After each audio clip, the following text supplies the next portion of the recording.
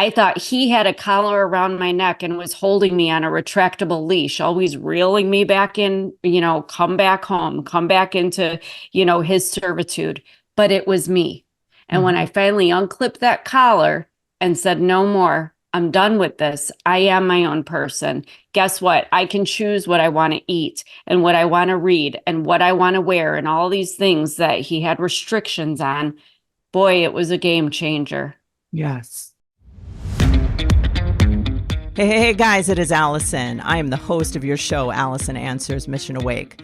I cannot wait to sit down with you today and go over how we are going to crush the mediocrity in your life that has been plaguing our society since the beginning of time. I cannot wait to have a real deal conversation that includes intelligence, fun, excitement, and real actionable steps to make a real difference in the life that you're living now and making it into something you can be damn proud of and excited to live. Sit down, put on your damn seatbelt, and get ready for the ride of your life.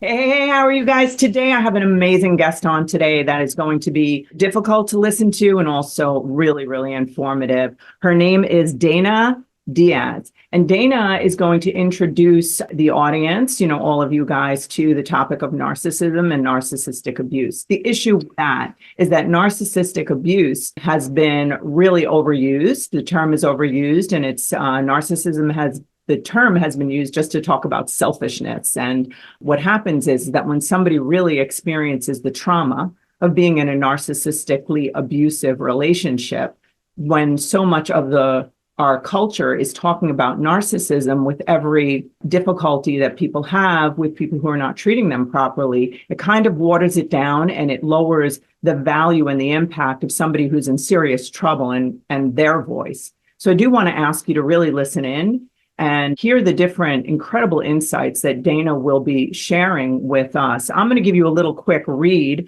about who Dana is and where she's come from. And I do have to read it because it doesn't come naturally to me to memorize this stuff. But Dana Diaz is a wife, mother, and author of the best-selling book, Gasping for Air, The Stranglehold of Narcissistic Abuse. Dana has had a lifelong experience with this kind of abuse. Being in childhood, she had a narcissistic mother. Her education in journalism and psychology at DePaul University in Chicago gave her the ability to accurately verbalize and express how narcissistic abuse creates confusion and conflict within the victims. She has dedicated her life to helping victims of this kind of abuse. Today, Dana is a proud voice for fellow victims who are unable, afraid, or ashamed to share their experiences. She has been a guest on over 100 podcasts globally, striving to create awareness and understanding to ensure victims are given the support they need to first understand their situation and then begin the healing process. She has also been a featured speaker in a summit for healing after trauma and will be featured in 2 more this year. Her first book, chronologically describing her own abusive marriage that lasted nearly 3 decades, started as a journal that she hid under the couch cushion in the basement. See, this is a really heavy story. Dana lives with her husband now in Illinois and is in the process of publishing the prequel and the sequel to Gasping for Air. So without any further ado, I look so forward to all of us sitting in, learning more about narcissism, and in any way that we can help those who are shamed, who are hiding, one thing that I know as a mental health professional for over 30 years, I am certain that anytime someone at any age is abused, they typically feel ashamed. It is an odd thing, but we tend to take on the shame of the thing that's being done to us. So let's really listen in and try to help those and anyone out there who is suffering from and doesn't know what to do in a relationship where they feel very weird, confused, anxious. They just feel really, really badly about themselves and they're struggling and they don't know what's happening. I do suggest that you listen and please subscribe and, send us a DM and see if there's some way that we can be of assistance to you. And without any further ado, I'm going to bring in Dana. Hey, guys, how are you today? It is Alison from Alison Answers and Lager Counseling Services. Don't forget that this is now going to turn into What's Your Problem? The lighter side of therapy. So we'll be touching in on that. You're going to learn more about that. That is to come. That's going to be our next season, where I'm going to be out in the street. I'm going to be talking to people, and all sorts of people, bars. It doesn't matter. I'll go to AA meetings. I'll go to a laundromat. Anybody who will talk to me, I'm going to ask them what their problem is. And then we're going to teach people how to lighten up about normal everyday struggles. And also on the show, I'm going to share real solutions to real problems. So it's going to be lightening up on the whole concept of mental health, and also practical, real help to solving issues that are real, that are causing people problem. So as I mentioned, we're going to be talking to Dana today, and I'm so excited to hear her story and to just welcome her. She's such a light, and anyone who's suffering from any kind of difficulty in a relationship, please feel free to reach out to us, and we'll see how we can help you. You never have to be ashamed. So welcome, Dana. It's so nice to meet you and have you here. I'm thrilled. So I'm thrilled to be here. Thank you for having me, because this is such an important topic, especially because, it was ironic that coming out of an abusive childhood, I ended up, I didn't even know I was a codependent, people pleasing, anybody give me love and attention kind of a girl, until I ended up with this narcissist. And even then, it wasn't until 25 years later that my eyes opened, and I realized that for 25 years, I was enduring he didn't lay a hand on me, but there was always physical threat, but there was sexual abuse, legal abuse, financial abuse, the verbal, the gaslighting, manipulation, just all this stuff, but I didn't see it. Yes. I didn't want to see it. I didn't know how to see it. And I should have been the one who would have known what abuse was. It wasn't until I went to the court for an order of protection that I'm checking off the boxes, and I'm like, oh, this can't be right. I'm not being abused. I would never, after what I went through in my childhood, that I would never. Wow. Guess what? I went back and redid the boxes, and I'm like, checked every one of them again. And I'm like, oh crap, I've been abused. That's why I'm the way I am. Like, there's something wrong here. So I think there's a lot of people in situations that don't realize they're in a situation, or they think that they're the only ones, and like, this is not happening to anybody else and nobody will understand. And then they feel bad about themselves, because how did they let this happen to them? And, they're educated women, they're smart, they're intelligent, they're successful in so many other ways, but this is going on at home and nobody knows. No, I'll tell you, right here is such a major, I love that you're here, because it is so common among what you just said, very seemingly well together women, right? Who seem like they have everything together, but they have this possibly shameful underbelly life that they're hiding from other people. And, I just want to throw in there to anyone who has been or even abused in childhood, the number one thing that happens to anyone abused is that we absorb the shame of the abuser.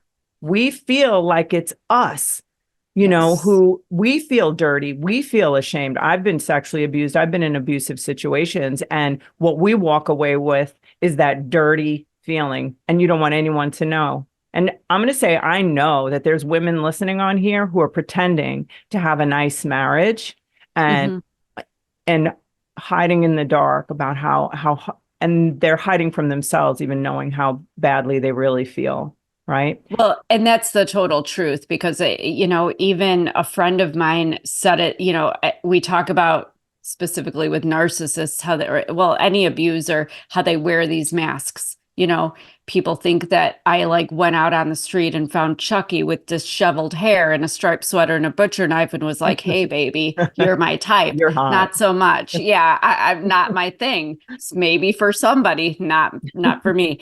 But it's not that way. But she's like, she's like, nobody saw it because you were wearing the same mask. Yeah. I was going to all our son's t-ball games, smiling and carrying the cupcakes. And I was pretending at the holidays with his family when he would put his arm around me and, act like we're this perfect, wonderful couple. But even in my childhood, they wanted me to play the role. Don't ever tell anybody this. Don't say that. Pretend he's your dad, even though he's not. Pretend this.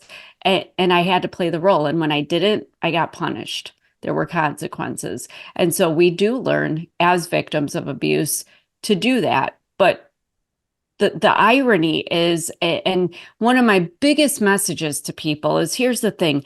You think people are doing this to you. And yes, you are being mistreated, no doubt. But it wasn't until the end of my 25-year relationship with my first husband that I was actually laying there one day and thinking, my whole life had been dictated to me, what I should say, what I should do, what I should wear. Don't wear that lipstick. Don't eat that. Everything. But when I finally took my life back and said, guess what? I have an independent, educated, mind, a strong mind and a strong will. I can make those decisions for myself. I realized that same power is what had held me to those circumstances. So it wasn't him that was keeping me in that situation. It was me. I thought he had a collar around my neck and was holding me on a retractable leash, always reeling me back in, come back home, come back into, his servitude. But it was me. And when I finally unclipped that collar and said, no more, I'm done with this. I am my own person. Guess what? I can choose what I want to eat and what I want to read and what I want to wear and all these things that he had restrictions on. Boy, it was a game changer. Yes. I have like 3 different questions. So I'm kind of just, I want to remember them all. So I'm going to just say them to you and then we'll go back. Cause we'll go. My question, I want to back up to what programmed you to be in a relationship with a narcissist. So I want to talk about that because from 0 to 7 years old, I'm just throwing this out there. We're in a theta brainwave, a hypnotic state, and we become programmed. And then we follow the pattern of yesterday and we don't even know we're doing it. Our brain, we just are taken there. So we want to, I'm always telling, we want to awaken people to that neurological programming.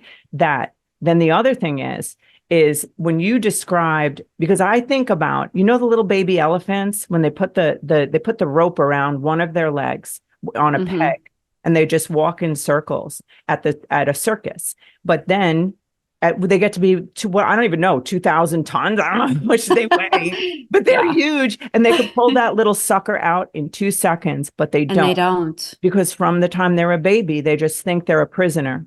So this is I'm just adding to that. So yes, my question about it also is this. Now, you discover, because this is what I think as a therapist, you discover, you're like, oh, wow, holy shit, I am in this thing. I'm not a prisoner. I can unclip this thing, like you said, right? Now, some people are concerned because the reaction of the abuser can be really hot. But I always tell people that the transformation begins in here, the empowering, 100%. so that then you can get out. But you don't do the behavior first until you're ready internally. So can you talk about I can cover all of that. So like, how did it start for you? Like, how were you trained as a baby? Before I was even born, this started. For me, and I'm actually working on this book. It should be released by the end of this year because it is so important for people to understand. I was born to an unwed teenage mother. Okay. Obviously, teenagers, when they find out they're pregnant, it's not the happiness like if you're married and trying to have a baby. I get that, but like she really did not want me. She has been very vocal since my birth, even when I was a child, even in that, before 7 years old stage, I was referred to as an accident, a mistake. She wishes she could have aborted me, if she had had the resources to do that. She even had her tubes tied immediately after my birth. Wow. So I'm not sure she wanted any kids, but I definitely cramped her style. So fortunately, great grandma took me in and raised me. So for all purposes, till I was about 3 years old or so, 4 years old, I just knew my great grandma as my mother. And God love that woman in my heart. She always will be, because she was everything a mother should be. I mean, I lived with her. She rocked me, soothed me, nurtured me, cared for me, all those things. And thank God that I had that foundation, even as short of a time as it was, that I knew what real love felt like and that I knew that motherly love. However, when my mother found the man that she ended up marrying and that she is still married to today, everybody thought, naturally that I would go live with her. She moved out of the city, into the suburbs, into this upper middle class situation that she really was not familiar with, coming from, the family had come from Puerto Rico, basically immigrants here, starting fresh. So, it was right from the get-go. Don't tell anybody that, I had you as a teenager. Don't tell anybody that he's not your father. Pretend he's your father. This curly hair you see, why I often smooth mine out. It usually looks like yours, but I'm like, sometimes I just feel emboldened to leave it curly, because when I was a little girl, we straightened this stuff out because nobody could know we were Puerto Rican either. We were in a primarily Caucasian suburb, and I was rolling my R's. Stop rolling your R's. Nobody needs to know these things. So like, I was learning shame right from the get-go with her. And she was also very emotionally detached. She wasn't affectionate with me. It's like, and the thing was the verbal. I mean, she would back it up. I was supposed to be grateful that she sheltered me, clothed me, and fed me.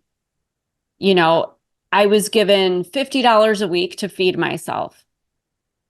There were no family dinners. Mom didn't cook dinner. I mean, once in a while she did, but there was no expectation that there was going to be a plate. It was really hard. Like, I absolutely did not feel like I belonged. Now that was mom. Now this man she married, I know we talk about this word narcissist, but looking back, I mean, he is the king of all of them. Wow. I didn't know what it was when I was little. I just saw a man who, I used to always say, even when I was a kid, he would walk over dead babies if it means that he would gain something out of it. He loved defrauding people out of money or screwing them over if it meant, he could get something cheaper or attain something he otherwise couldn't. He bragged very openly about these things. And God forbid, when he bought a Corvette Sunday morning, very early, driving down the street, honking the horn, honking, so that everybody was looking out the window to see who this moron was causing all this, disruption of the peace on a Sunday morning. But everybody had to see him in his fancy car. So he was one of these very showy, very brazen, people, that he had everything. He knew everything. He was better. If you bought something, he bought it bigger. If your TV was this many inches, he bought one that was even larger. It was exhausting and it was annoying to me, even as a child. But how it affected me personally was the verbal abuse. He would actually go so far as to tell me, and this was almost every single day, from the day we moved in with him till the day I walked out when I was 18, your mother never wanted you. I shouldn't have to pay for another man's child. You should have never been born. You're stupid. You're never going to amount to anything. Nobody's ever going to love you. Then add on, if I had toast for breakfast, those carbs are going to make you fat. Your hips are going to widen like a middle-aged woman. Nobody's ever going to want you. I go to dance class in a leotard. I'm a little girl. You look like a whore. What are you trying to get men's attention for? This is what I grew up hearing every single day.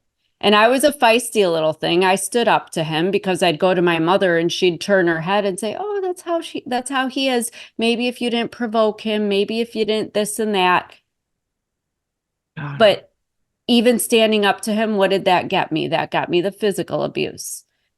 Started with gripping, pulling hair, a lot of hair stuff. I mean, my hair is actually a thing. That's why sometimes I rebel with this curly stuff that I've got going on today. Love that. Do it. Thank you. Yes. But like he would grab my hair and bang my head against the wall. I remember picking up the phone once to call for help because I'd had it with this man. I was maybe 10, 11 years old, and he grabbed the phone and just beat me over the head with it. And just, I've been strangled. I'm so glad I got out of there. But the sad thing is, and I'm not trying to minimize the effects of physical abuse, but in my circumstance, it didn't faze me any. Like, he could have beaten me to a pulp and I would have healed from that verbal stuff coming from both of them. Yeah, I walked out when I was 18. Yeah, I knew it was wrong. But carrying all that inside of me all those years, what was I? I didn't know even what a codependent was, but I was like that puppy dog everybody has that's like shaking, like, oh my gosh, give me your food. I need that food you're putting in your mouth on a fork. Like any little crumb of attention or love that somebody gave me, I like latched onto it. So, I mean, here I was super needy. I was seeking everybody's approval. I was always the yes girl. I could never say no to anybody, no matter what it was. It was just give them what they want because then they'll be pleased with me. Then they'll approve of me. And so how did I end up in a marriage for 25 years with another narcissist? Because narcissists love servitude and they love that praise and adoration. And boy, if they know they have you and they've got you locked in, yep, that's just the perfect storm right there. And it's just so sad that, like I said, it's the first 45 years of my life. It was just before my 45th birthday that I was like, I don't know, something in me rose up. I always say there was still that fiery part of me that was in there. My gut, whatever it is, telling me none of this is right. Like, this is not the life you were meant to live. You went to college, studied journalism, you studied psychology, you wanted to go fight for victims of abuse, and be a lawyer or do something in this world. You wanted to make an impact. What happened?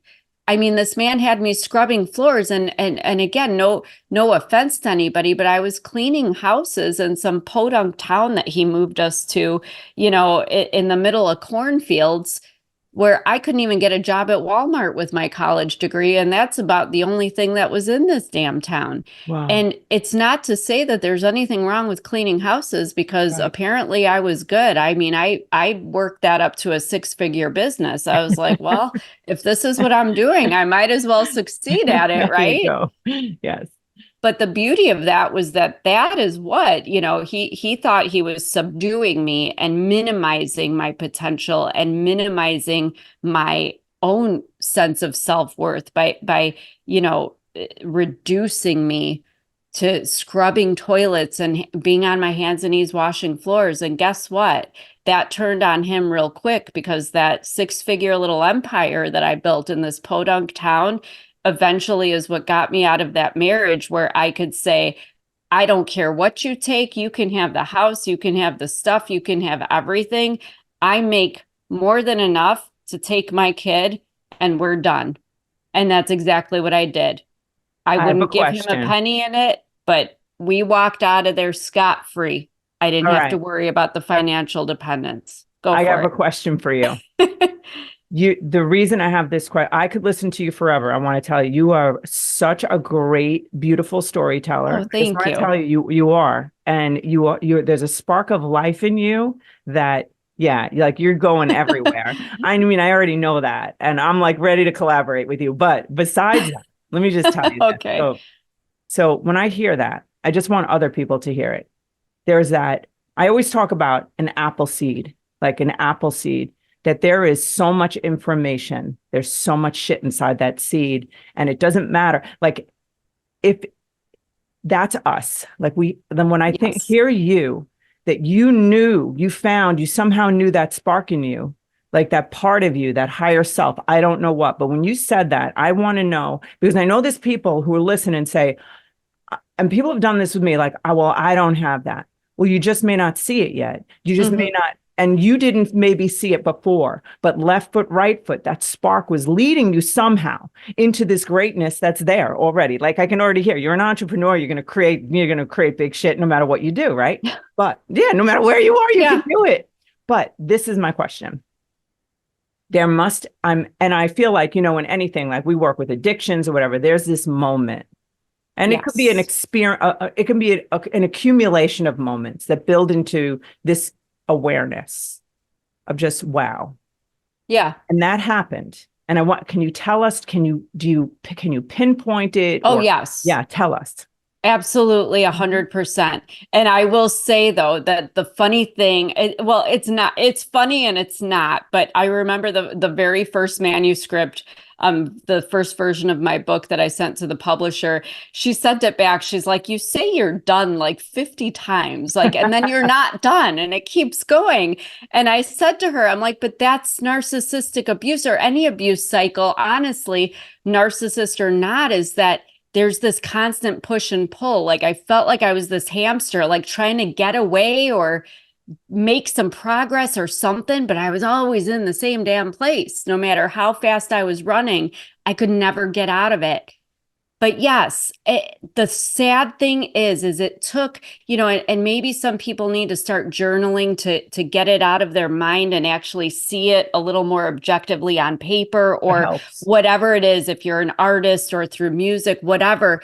Because for me, looking at my journaling, it should have been that deal breaker moment should have been the first time something was thrown at me across the room. It should have been when he told me the house was my prison. It should have been when he swung a crowbar at my head. It should have been, I can go on and on about all these horrific things. And I've heard things from other victims that I'm like, oh, if he did that to me, and you think that, oh, if somebody cheated on me, if somebody tried to kill me, guess what? My dumbass was still there. What did it for me? And if you would have asked me what my deal breaker was, I wouldn't have been able to tell you back then. Yes. But what did it for me was when I became sick. November 3rd in 2018. I will never forget it. We had another horrible fight that night about the same old crap that we always fought about. He made another admission to me, which shouldn't have surprised me. It was nothing earth-shattering, but then, it was probably the third or fourth time in our relationship, there was some non-consensual sex that took place, but I didn't fight it because I felt so dead inside already that I just was like, he needed to dominate me. He needed to show me who was in control. And when he was done from I literally remember it was that morning. 2 weeks later, I dropped down to 93, very skeletal pounds. I had from that morning on my frequent urination. It's a weird thing, but I was going 20 times per hour and not just a little piddle. Something was wrong. That's not normal for a 40-some-year-old woman. I had about 24 other symptoms present that were very random, from heart issues, neurological, there was blurred vision, dizziness, passing out, numbed hands, digestive problems, just muscular, my whole body was in havoc. Fast forward, after a year of doctor after doctor, specialist after specialist, finally get with somebody with a brain in their head that's trying to put it all together instead of throw a pill at every symptom. She takes 19 vials of my blood, a urine sample, and a cortisol test, sends it up to Mayo Clinic. Mayo Clinic comes back and says, we think we compromised the cortisol labs because there's no way they're this high. We need to do it again. Did the cortisol test again. For those who don't know, cortisol is a stress hormone. This test requires you to take swabs inside your mouth 5 different times a day, very specific points. You even have to wake up in the middle of the night because at that point, theoretically, you should be at your calmest and your levels should be the lowest. My levels were consistently over 2,500 at any given time throughout the day. Levels should maybe max out at 600 to 700 at any given point if you're in a stressful situation. Mine were 2,500 plus. And so the first test wasn't wrong. And they sat me down. They said, your body has been in fight or flight for decades, literally. That your white blood cells thought they had to eradicate themselves. So, or thought they had to eradicate something. So they eradicated themselves. So now I was autoimmune. That's why all these things were happening. They were autoimmune reactions.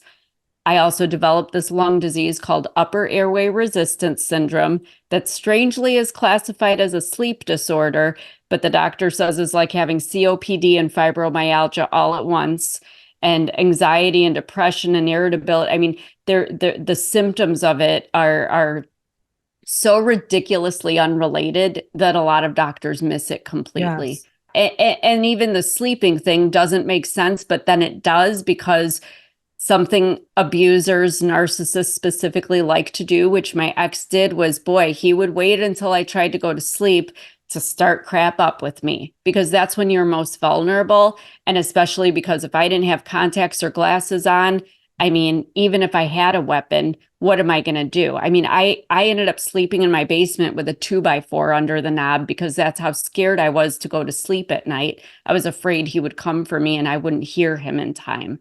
So long and short of this is, it took me getting sick and my doctor sitting me down and saying, Dana, your body is shutting down. You are alive, but barely alive. Barely. He said, your body's doing everything it can just to keep your lungs, keeping your breath going and your heart pumping. But I ended up with a backpack oxygen machine because I couldn't keep my oxygen up over 83%. COVID was 93%. I was at 83 and weak and feverish, and, you know, there's all kinds of symptoms that come with that. I was a damn wreck. And that's when I was just like, you know what? I laid down in bed that night, and that's on the couch. That was my bed in the basement by myself. And I'm just like, how the hell did I get here? How did I get here? And I literally remember thinking, I went to college.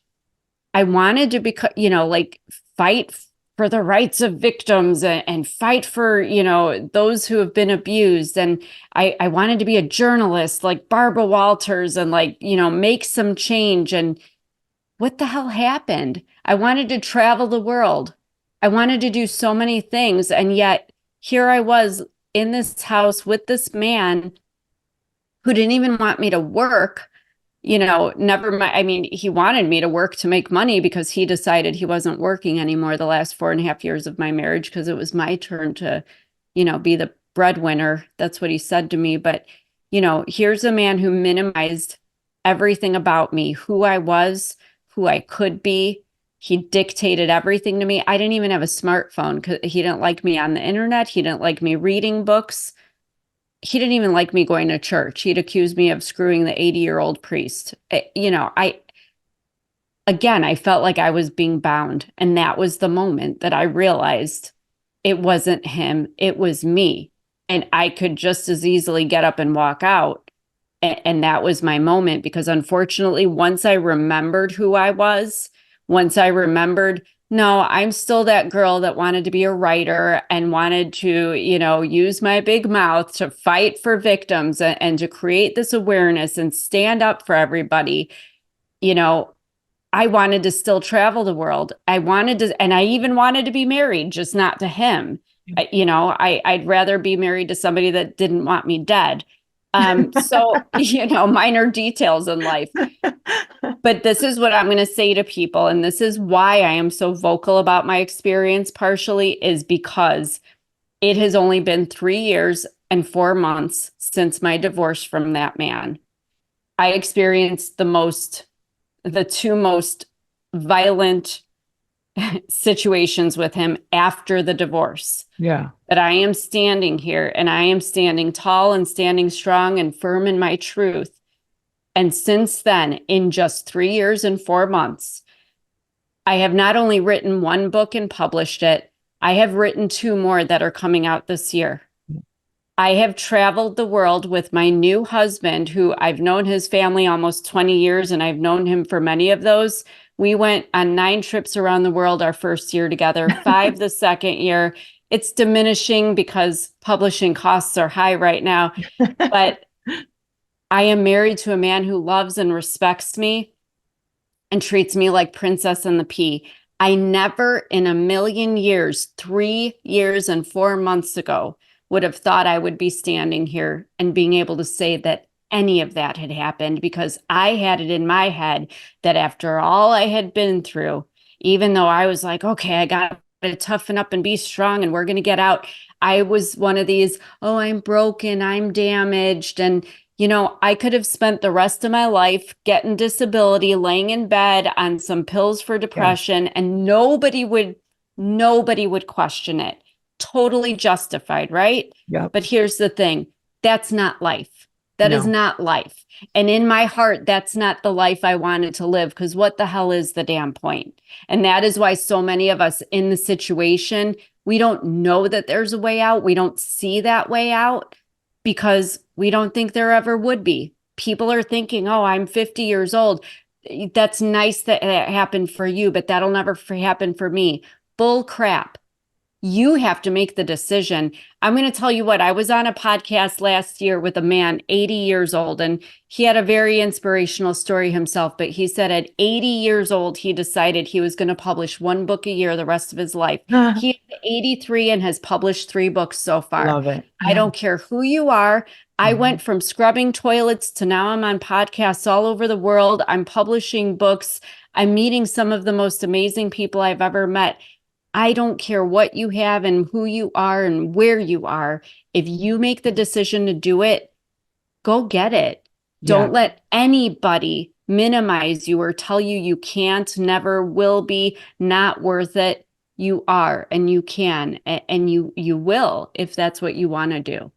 Hey, guys, how are you? Isn't that amazing? This story that we're hearing on this show is great. I want to just give a shameless plug of my book. I would really want people to have a good look at my book and to understand what it really is. I used to be ashamed to plug my book. And then I realized, how is that right? To keep the information, the 30 years of experience that I have, the 8 years of education, the trauma that I grew out of and learned how to manage and how to manage emotion, all the training I've had in neuroscience and quantum physics. How can I keep that from the public? So it's not, I used to think it was like something I should, be humble about, but being humble is silly when you're keeping things away from people that they need.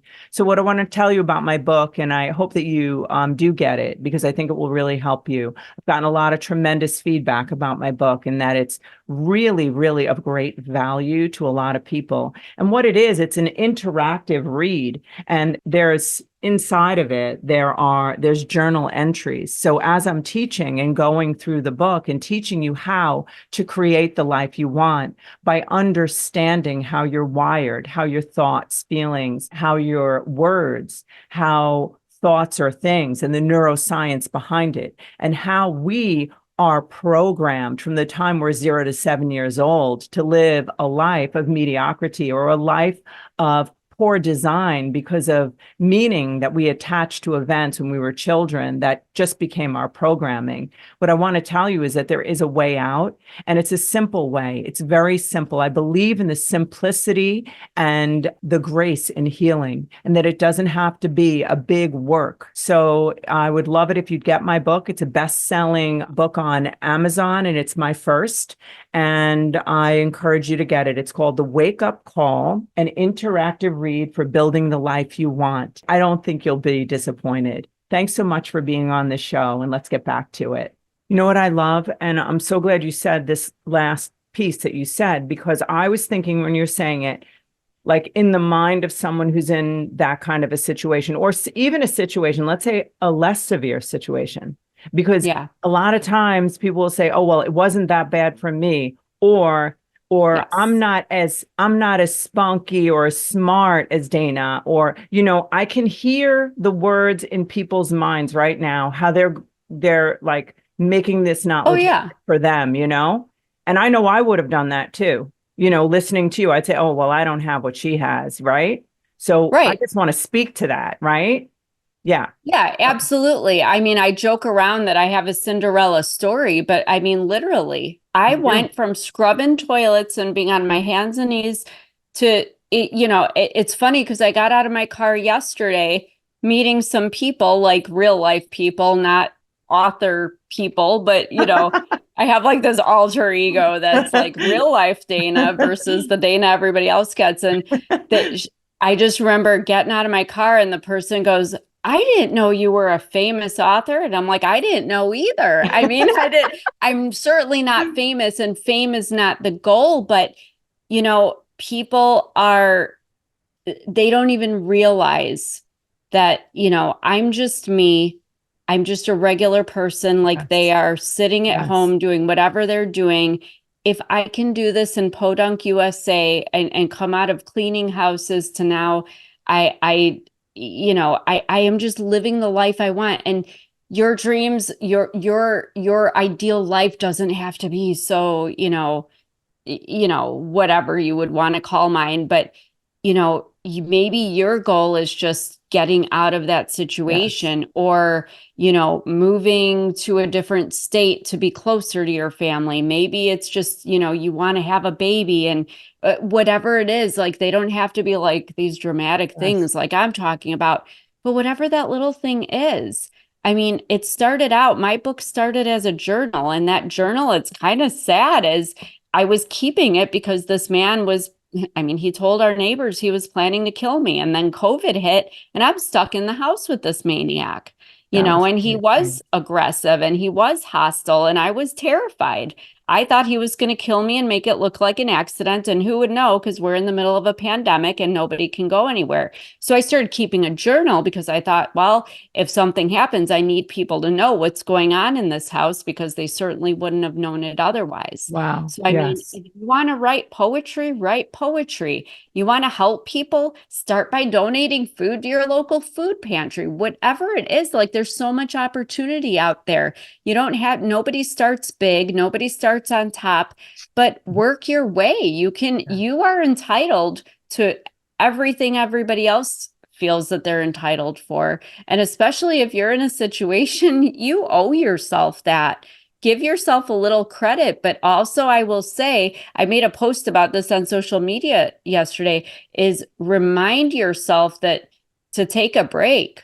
I mean, there are days, and I had one the day before yesterday, where I couldn't be this Dana that day.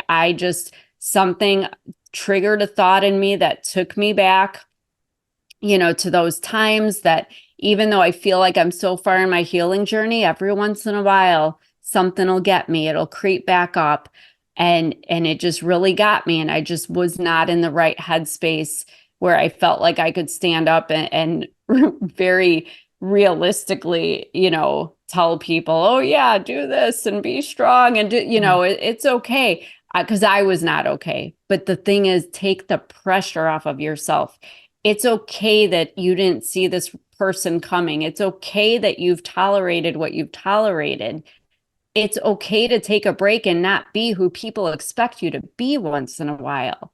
And don't be hard on yourself if you've come so far and then you stumble back a little bit. Because you know what? Sometimes we just need, I think it was Jim Carrey. I heard him say something about depressed means you need deep rest.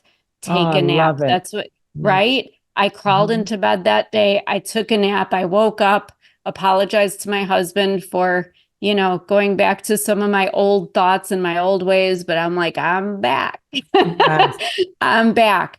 And I was okay. I just needed a minute, Yes. I have to tell you, the things that you're saying, there's so much gold in it. And I just wanted to write it all down, but I didn't.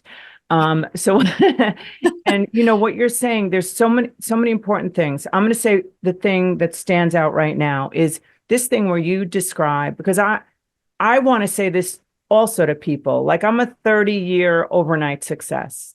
Like, you know what I mean? It's not, it's left foot, right foot. But what stands out to me, and this is something that happened when I wrote my book, prior to it being published, I was laying on actually a massage bed, and like something like supernatural really actually happened. Like, it was God. I knew it. And it was like, you've hidden your talent for far too long, Alison. You need to tell people the truth. of where your true talent has come from, your true education. It's not 8 years of college. It's No. not experience in the mental health field. It's the repeated climb out of darkness, out of finding a way not to suffer at the hands of others. These are the things. And when I'm thinking about you, because you are magnetic, you have so much to give. And I'm thinking about you. And when you were talking about your childhood, I mean, I'm literally holding back tears, and I'm genuinely, because I'm thinking of that baby. I'm thinking about that young woman. I'm feeling it for you, and not for you, but I'm there with you. And then I think at the women who are listening, anyone, even if it's one listening, and I say, right now, as you're going through that, you're building this shit, the business, whatever. I feel like that is your mighty education. No, none of those years are wasted, because what you probably have extracted out of that is so powerful. The gift to give, just to sit here and talk about it freely. And we had a conversation, you and I, over prior to recording. And I just want to bring that up because of the show that I'm doing about taking this victim mentality out of the mental health life, all of this shit, to understand. And you said this I have so much to say. I want to go back to you. But the thing is this, like, look, we were talking about how we can say that we've been victimized. We didn't actually say these words, but we can say we've been victimized, but we're not a victim. Correct. And everything in my life, everything in your life belongs to me. Like, this belongs to me, my thoughts, my feelings, my decisions, my actions, who I'm with, who I surround myself with. And we can't buy into that one long emotional response to other people's behaviors and that whole victim thing. So anybody who's there, like, I feel like just, you don't have to be that. And people will still love you and take care of you and be there for you through these harder times. You don't need that to get that, right? But what I wanted to say to you, well, this is the question I have for you, because now I'm going off. My question for you is this, because I'm picturing it's 3 years, 4 months ago that you're in that shit. And then you're describing the most violent experiences of your life. How do we help or explain to people how mostly to stay safe? There's one thing. Another thing is, I know what it's like to be in really dark, bad situations. And I know that no matter how far I get from it in stressful times or lack of sleep, I can feel myself, those horrible, bad feelings, they arise. I know they happen with you. I know they happen with me. So how do you just describe some? I know I'm describing and asking this big, long No, it's okay. question, but I want to hear all of it from you. And I don't know if you have a hard stop. Do you have, like, should I? No, I do not. I just want it, because even if this goes into two podcasts, I think you're amazing. Do you mind? Thank I mean, you. we don't have. Not at all. Yeah. Not at all. Okay. I think, well, I'll answer the second part first. Do you remember the things I asked? Yeah, I don't even remember. I should be writing them down as well. It's okay. One of the things I said is you had the most dangerous experience of life, how to keep people safe. That's one. I remember them. Okay. I'll ask that you. I remember. What was the Okay. second one? The other one is this idea of it's 3 years, 4 months. 4 months. No, I have a question. I'm cutting off my question. Okay. This one is, how did you from there get here? What happened with inside of you? Something must have built in you that drew your now husband to you, that created this good relationship. So I would be. Yeah. Yeah. There's a lot there. Okay. Mhm. So actually, let's go back to the violent experiences. So, you can't, one thing I've learned the hard way is you can't, no matter what you do, no matter if you tread lightly or follow the rules, you can't control other people. And when you're talking about somebody who's desperate and they have spent a lot of time abusing you and they know how to work you and manipulate you, they will go to any length to put fear in you for whatever offense. And divorce is a big offense to somebody who can't face the reality of how they perceive themselves, which I would argue is the crux of narcissism right there. They just, Can you define have narcissism? Could you Yeah, define well, it I here? mean, I think there's a lot of definitions, but on a very basic level, these are very insecure. I mean, they have a very deep-seated insecurity about themselves, so they seek outward validation of who they want to be perceived as opposed to who they think they are.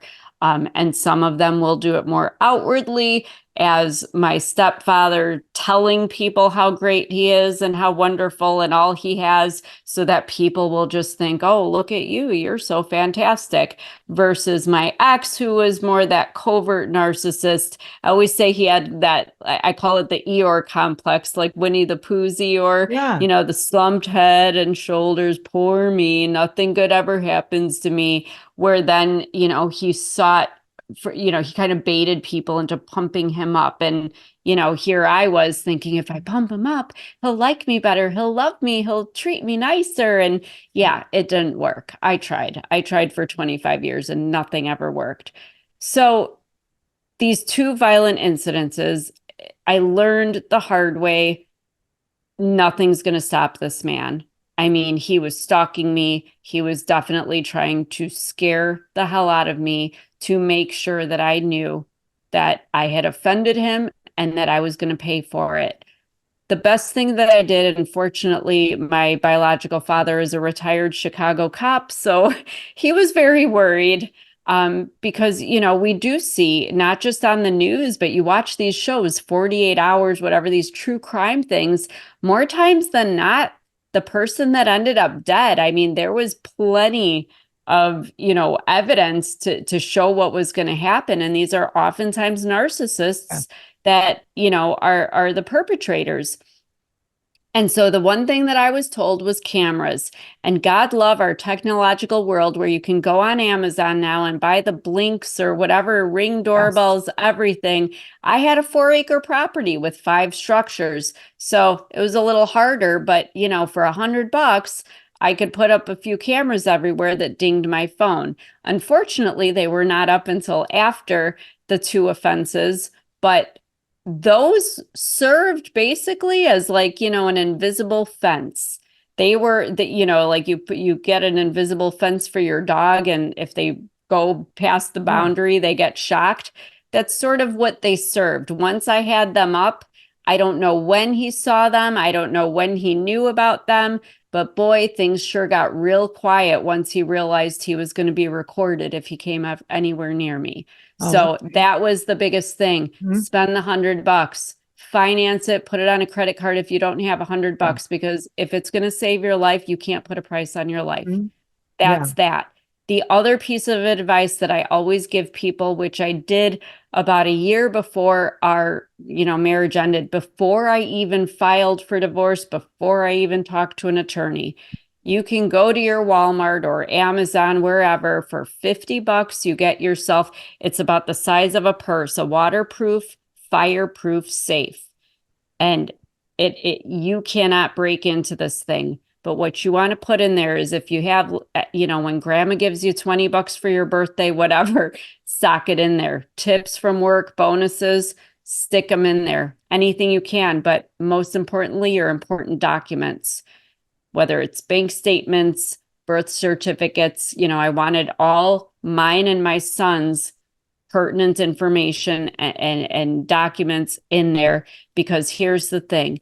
If you are in a really unsafe situation, your life's on the line, if there's an opportunity to escape, you're not going to be thinking clearly. And that is not the time to go grab the cat and grab the driver's license and grab all your stuff. Yes. You're not going to be thinking right, and you may not have that time. But this is a grab and go. I was 93 pounds and could carry it just fine. Like I said, it was a little like the size of a purse with a handle. Little cash and all my pertinent documents for me and my son. Social security cards, driver's license, passports, not that we need them. I wasn't trying to leave the country, but anything that you might need that you don't have to go back for, because I know you want your stuff and all this, you can replace clothes, you can replace your furniture and your TVs and your laptop, even your damn phone. Get you and your kids out of there. If you can get your animals out too, because believe me, abusers don't leave the animals alone. And I understand sometimes they keep us there, but if you can have a situation, just make sure it's ready. Kind of like when you're pregnant, they say have a bag ready to go to the hospital. This is your getting ready to get the hell out of there little bag. Have it ready. Put a few snacks in it if you have to. I mean, I'm not being funny, but whatever you feel you need. If you have medications you or your kids take, put those extra, the little extras in there just in case. Just make sure you are ready to hightail it the hell out of there if you have a chance. Guys, thank you so much for listening to the show. I just want to say to you that we are all together a part of the Mission Awake, a mission that's going to stop the mediocrity that's plaguing all of us. So if you got something here today, I ask that you would be a part of this mission and you'd share it with whoever you can. Take a screenshot of the show and share it on your Instagram. If you are looking for me, you can find me on social media platform Instagram, Alison Answers, or Lager Counseling Services. And give us a review and subscribe if you could to YouTube, Alison Answers. That's where you're going to get a lot of content. I drop stuff every day, goofy stuff, all different kinds of stuff. 5-minute videos that just get you moving in your day. Have a great week. See you next time.